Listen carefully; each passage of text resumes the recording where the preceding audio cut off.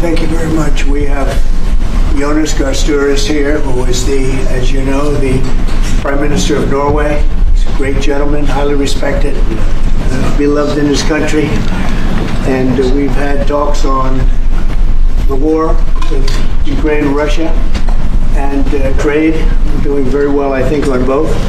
We've had some pretty good movement in every respect. The war is very important that it ends with, I used to say, 2,500 people a week dying, young people, mostly soldiers from Russia, Ukraine, and we want to end that war. We want to end it quickly, and I think we've made a lot of progress, and we'll see what happens. This next few days is going to be very important. Meetings are taking place right now. Additionally, we talked about trade, and we get along very well on trade. We'll do something, but I think the Prime Minister knows that over the years the United States has been very good to a lot of people, and it's time for us to benefit also. So we're going to have a good relationship on trade, and we discussed other things also. But Mr. Prime Minister, it's an honor to have you at the White House. Thank you very much. Well, thank you. Appreciate it. Any questions?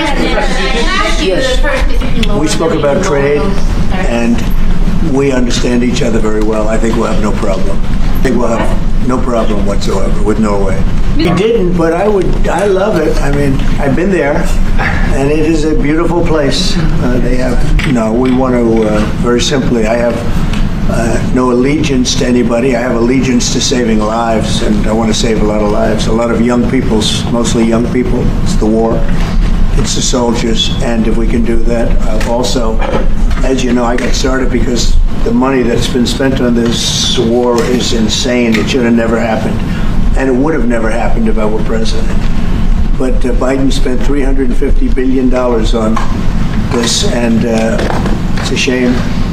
And that's what got me involved. And then I looked at, and I see the results. It's horrible. It's a killing field.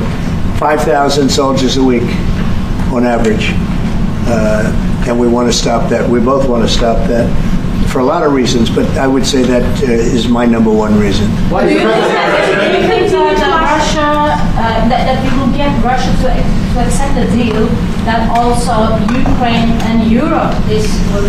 I think so, yeah. I do. I believe they will accept, and I think we're going to get this over with. I hope so, soon. Go ahead. Well, Greenland's going to be interesting, but that's for another day. I think we need that for international peace. And if you don't have that, I think it's a big threat to our world.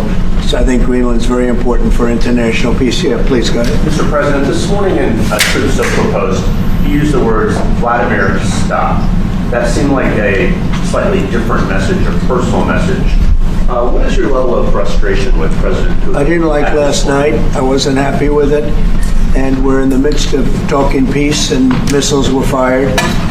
And I was not happy with it. That's what I meant, and that's, you know, what it said. I assume that's what you mean. Sorry. Yeah. I'd rather answer that question in a week. I want to see if we can have a deal. No reason to answer it now, but I won't be happy. Let me put it that way. Things will happen. There's a lot of pressure. You don't know what pressure I'm putting on Russia. They're dealing. You have no idea what pressure I'm putting on Russia. We're putting a lot of pressure. Can you maybe tell us? We're putting a lot of pressure on Russia, and Russia knows that, and some people that are close to it know, or he wouldn't be talking right now. The Prime Minister understands that better than anybody. He wouldn't be talking right now. He's talking, and we're putting a lot of pressure. I think he wants to make a deal. We're going to find out very soon, but it takes two to tango, and you have to have Ukraine want to make a deal too, and they're being hit very hard. And I do believe they want to make a deal. Mr. President, I want that Ukraine have to give. Former Secretary General happens to be right here, you know, so they can't put words in his mouth. He's been a great general, frankly. It was because that's what you are. Really, you're a general. But he's been a great Secretary General. We had a tremendous relationship, very successful. And I think he could speak for himself. He's right here. Well, it depends what territory. They've been fighting. They've lost a lot of territory. We'll do the best we can, working with Ukraine. we'll do the best we can. But they lost a lot of territory. When you say Crimea, that was handed over during a president named Barack Hussein Obama. That had nothing to do with me, Crimea. That was 11 years ago with Obama. And they made a decision. There wasn't a bullet fired. There was no fighting. There was no anything. They just handed it over. Now they say, well, can you get it back? I think that's going to be a very difficult thing to do. That was given by Barack Obama when he was president, not by Donald Trump. I don't think so. I think that they both want peace right now. They're ready to do something. We'll see what happens. Complicated, very complicated. But I think they are both very much looking to make a deal. Marco, what would you say?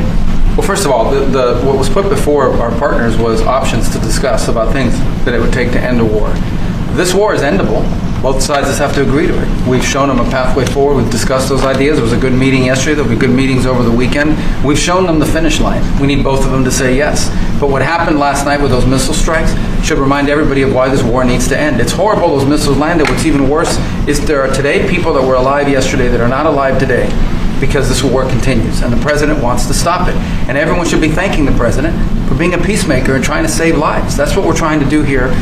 It's not our war. We didn't start it, as you know. But we're trying to end the dying. We're trying to end the destruction. And we've shown the path forward. We can see the finish line, but both of them have to get there. We're going to do everything we can to help them get there, but they have to ultimately say yes. And we are using a lot of pressure on both. You know, if you think we're just in there because we're nice people, and we are nice people, but we're using a lot of pressure on both. What concessions, Mr. President, and to your national security team, what concessions has Russia offered up thus far to get to the point where you're closer to peace? Stopping the war. Stopping taking the whole country. Pretty big concession. To buy more? Well, you don't need snow. You don't need skis. You don't need ski champions either, right? You have a lot of them. We just want to keep the relationship the way it is. We've had a great relationship. I think now maybe closer than ever, but we've had a great relationship with Norway. I think just keep it the way it is, kid. You can't do better. Really? Not even by, say, well, if they want to give us some additional concessions, that's okay. You can't do much better. Yes, yes, totally. It's totally common ground. The Prime Minister can speak about it, but I can just say he wants to see people stop dying more than anything else, and he'd like to see it end. He's going to help us end it. So that happens. It happens sometimes, yeah. No, Mr. President, I wanted to ask about the Ukraine. Let's see what happens. I think we're going to make a deal. And if we make a deal, that'll be wonderful. We won't have to worry about your question. You can ask that question in 2 weeks, and we'll see. But I think we're getting very close. The Prime Minister feels the same way, and we'll hopefully not have to answer that question. Because I like them. And I like your Prime Minister, and I like the way your government runs. And I respect the King. He's highly respected in Norway. It's a great thing. Not an easy thing to do. He's done a great job. Yeah. Would you like an invitation to visit the King?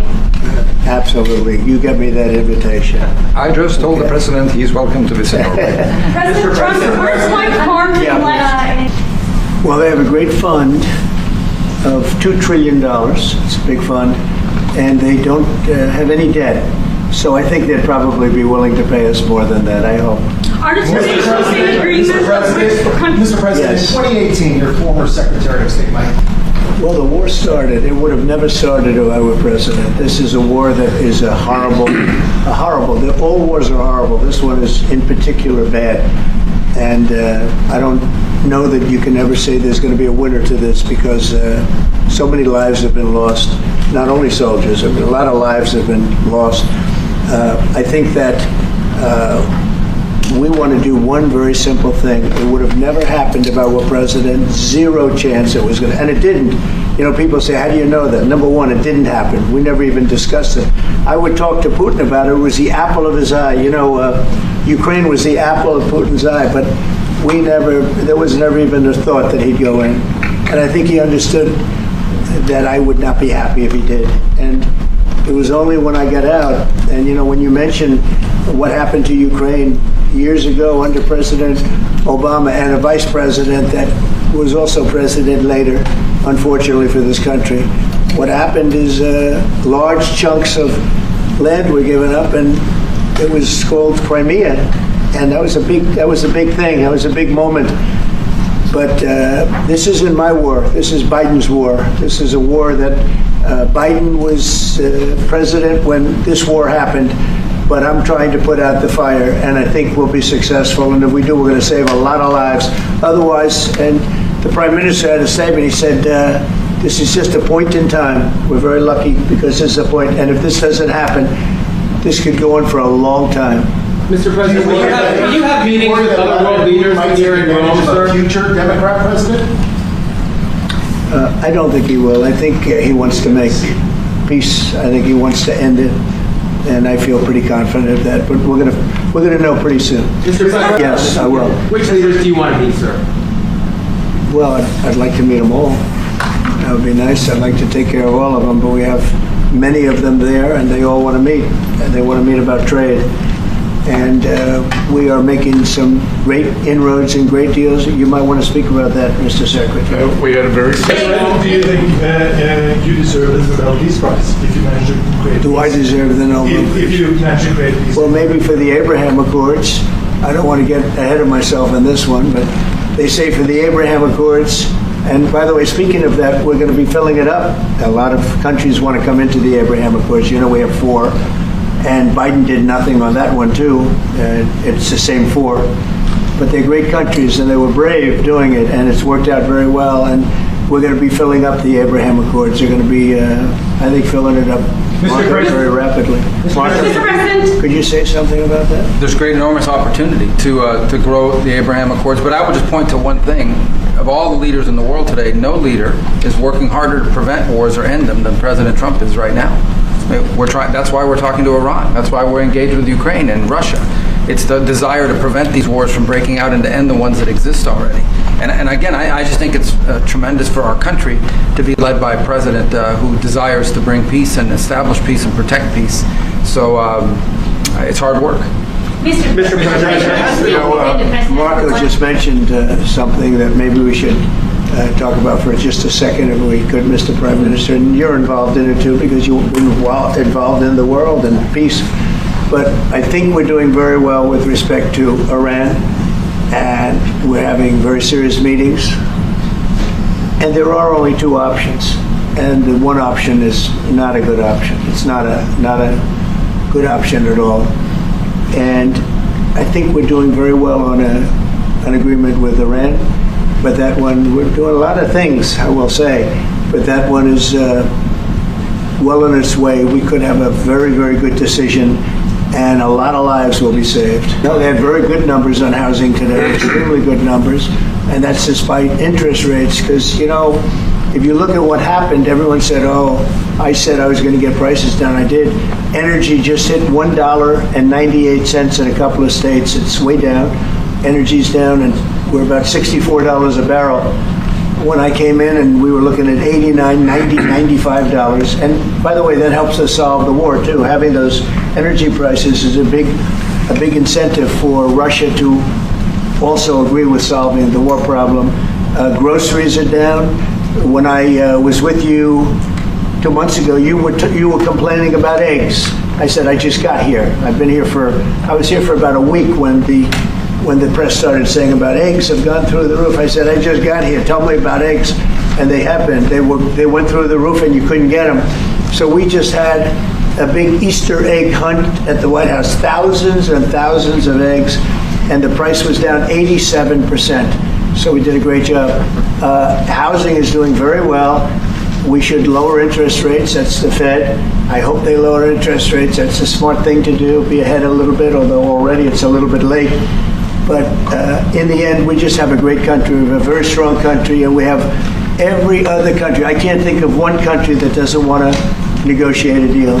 And they either negotiate a deal or we set a deal that we think is fair. Because we don't have to go through all of these. It would be physically impossible. You know, you have so many people that really understand it, which is a very small group of people here. And we are going to, at some point, just set prices for deals.